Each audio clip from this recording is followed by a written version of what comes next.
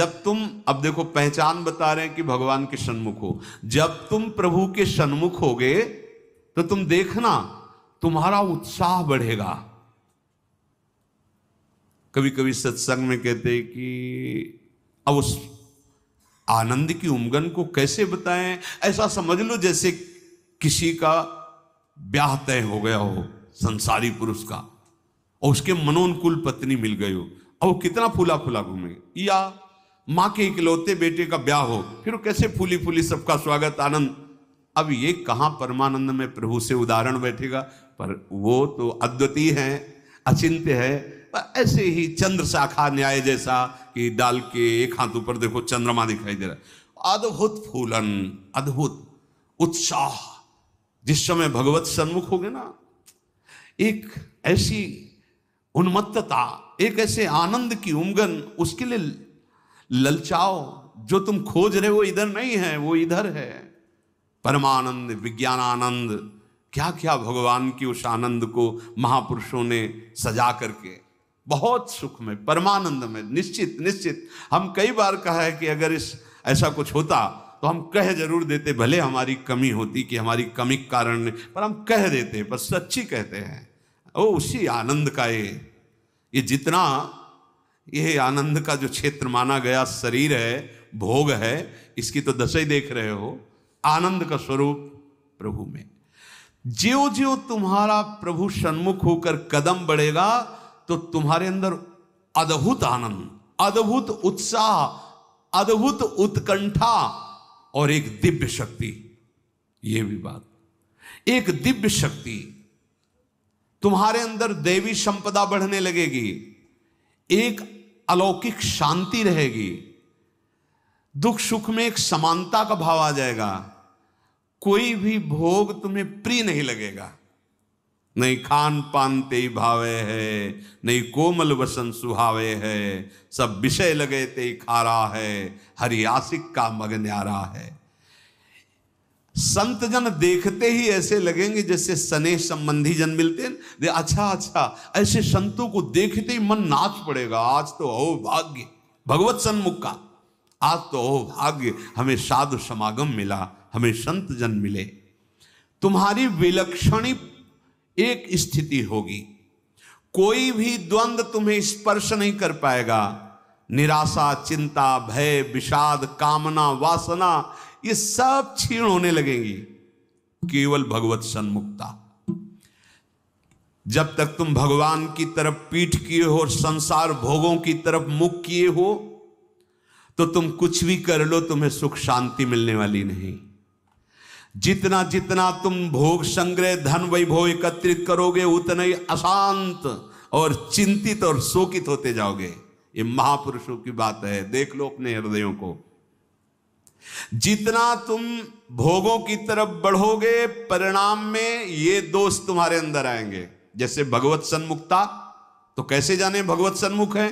तो बोले ज्यों ही तुम भगवत सन्मुख होगे तो तुम्हारा एक एक क्षण नवीन उत्साह, नवीन उत्कंठा, दिव्य शक्ति और दैवी संपदा, शांति, समता, वैराग्य, प्रेम और संतों को देखकर अपार सुख, ऐसा ये भगवत सन्मुखता का लक्षण। अब यहां बता रहे, चाहे जितना तुम धन वैभव भोग एकत्रित कर लो, भगवत विमुख हो, तुम्हें कभी सुख शांति नहीं मिल सकती। भगवत विमुख का लक्षण क्या है? भय, विषाद, चिंता, राग, द्वेष, वैर, अशांति, द्रोह, दंभ, पाखंड, परिग्रह, हिंसा, कामना, वासना, ममता, दुर्गुण, दुर्विचार, भयानक दुख, ये भगवत विमुख के लक्षण है। जो भगवत सन्मुख होता है, एक भी उनके हृदय में नहीं होते। ये जाचो अंदर जाचो। भगवत विमुक्ता का लक्षण, मूल लक्षण, भोगों में सुख है, इसी में सारे दोष बैठे हुए हैं। और जहां भगवत सन्मुख हुए, तहां तुम्हारा प्रतिपल नवीन उत्साह, नवीन उत्कंठा, दिव्य शक्ति, दैवी संपदा, शांति, समता, वैराग्य, प्रेम, समस्त द्वंद्वों से छूट करके एक अद्भुत आनंद और संत समागम जीवन बन जाएगा। देखो राधा बाबा पूर्ण महापुरुष हैं, कोई उनको जानना थोड़ी साधन साध्य के विषय में, पर आपको ध्यान होगा जब ऋषिकेश में उनके गांठों में बहुत दर्द वात रोग के कारण, तो वो अपने निजी जन से कह रहे थे भाई मुझे सत्संग में पहुंचा दो। वो सेवा करते करते शायद श्रमित हो गए होंगे या जो भी, तो उन्होंने बाबा की इस बात का सपोर्ट नहीं किया। बहुत बार कहने पर तो बाबा कहा कि आप ये जानते हो कि हम जा ही नहीं पाएंगे। उन्होंने कहा आप जा ही नहीं पाओगे क्योंकि आपकी गांठ, बोले ऐसा नहीं।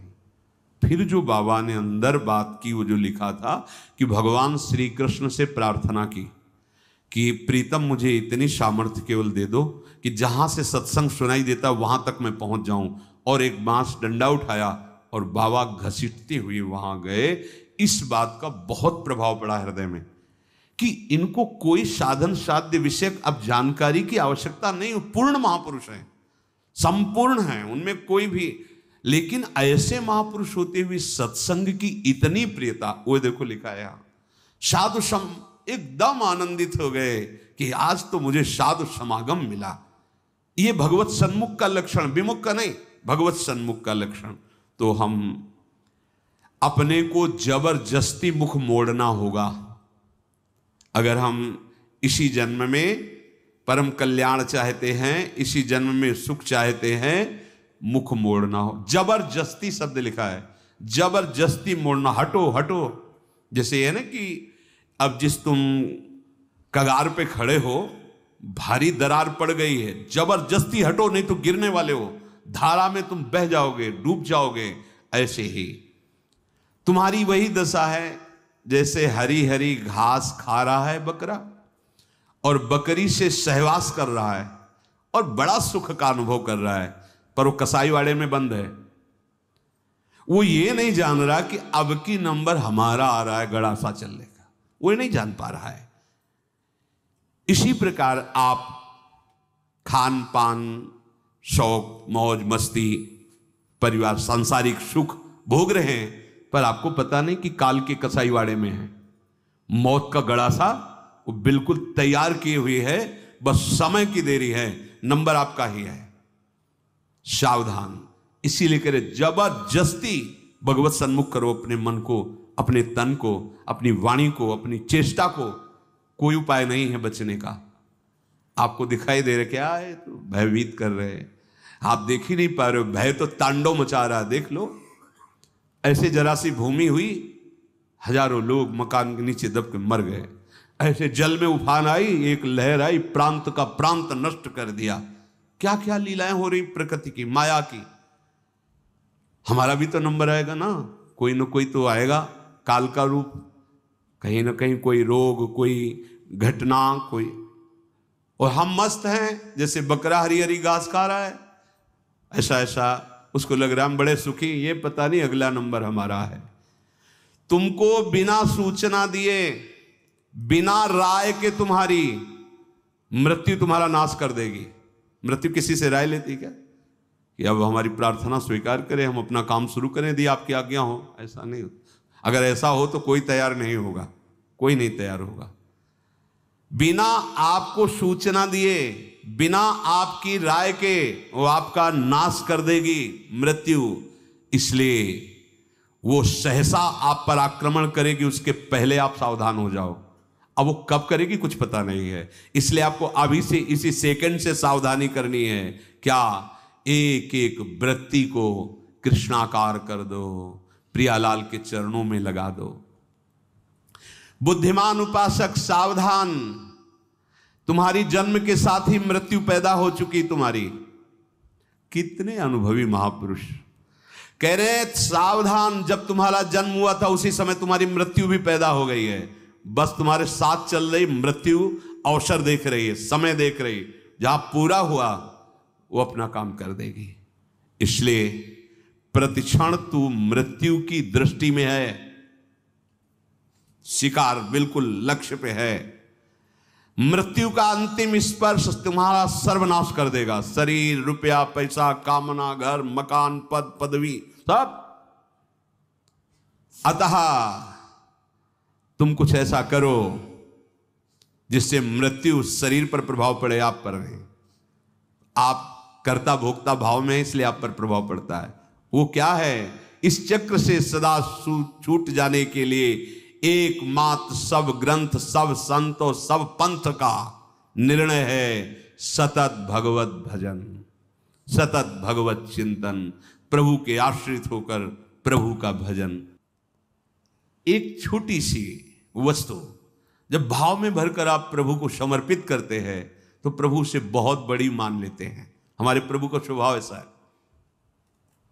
पत्रम पुष्पम फलम तोयम ये में भक्ता प्रति। देखो नाशवान वस्तु है ना। अगर एक चुल्लू जल भगवद अर्पण कर दिया, भगवान उतने में प्रसन्न हो रहे हैं। एक तुलसी दल ले लिया, ऐसे एक फूल ले लिया, कोई फल ले लिया, और भगवान भाव में भरकर कहते हैं अशनामी, मैं उसे खा लेता हूं। जैसे फूल सूंघने की वस्तु है, पर भगवान कर मैं पा लेता हूं, पत्ता पा लेता हूं, जल पा लेता हूं, फल पा लेता हूं। पत्रम पुष्पम फलम तोयम ये में भक्त्या, भक्ति भाव से जो भक्त अर्पित कर देता है, भगवान कहते हैं मैं उसे पा लेता हूं, वो शाश्वत हो गई। दो प्रकार की बैंक है, एक मायाकृत बैंक, एक हरि बैंक। हरि बैंक में वही वस्तु जमा होती है जो त्वदीयम वस्तु गोविंदम तुभ्यमेव समर्पय से होता है। ध्यान रखना, आपके द्वारा दी हुई वस्तु आपको समर्पित है, ये हरि बैंक में जमा हो गया। अगर आप निष्काम भाव से करते तो भगवत प्राप्त हो जाएंगे, सकाम भाव से करते तो आपको बहुत आगे बढ़ करके मिलेगी। और यहां जो बैंक में मायाकृत जमा है, ये सब रद्द, शरीर छूटा, सब व्यर्थ गया।